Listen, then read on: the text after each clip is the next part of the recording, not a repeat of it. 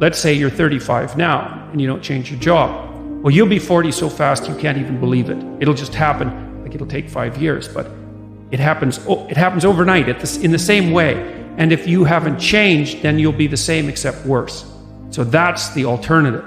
If you don't find what you're doing sufficiently productive or responsible or meaningful or engaging or all of that, it's like, well, there's a big risk in changing it. It's like, yeah, there is.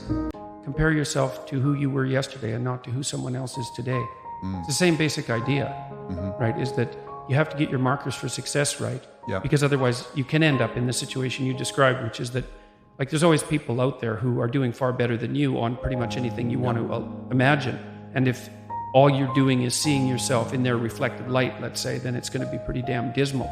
But it's not a good comparison, because you shouldn't just compare. Well, first of all, there's danger in just comparing yourself to others, period, because they're not you, and God only knows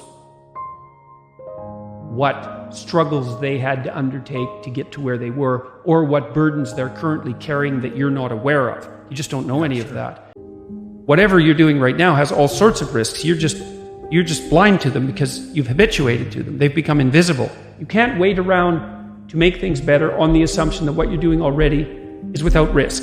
The thing that's so interesting about the day is like a page in a book. Of course, there's many pages in a book, but the page repeats. And so I had one client who was spending about 45 minutes a night fighting with his young son about when to go to bed. And so, they weren't having a pleasant time of it because it was just a constant battle. And so we did some arithmetic. It's like, okay, 40 minutes a day. So that's 280 minutes a week. So that's, let's say, 5 hours. It's 20 hours a month. It's 240 hours in a year. That's 6 work weeks. That's a month and a half. You're spending a month and a half of work weeks doing nothing but fighting with your son. What makes you think you're going to like him?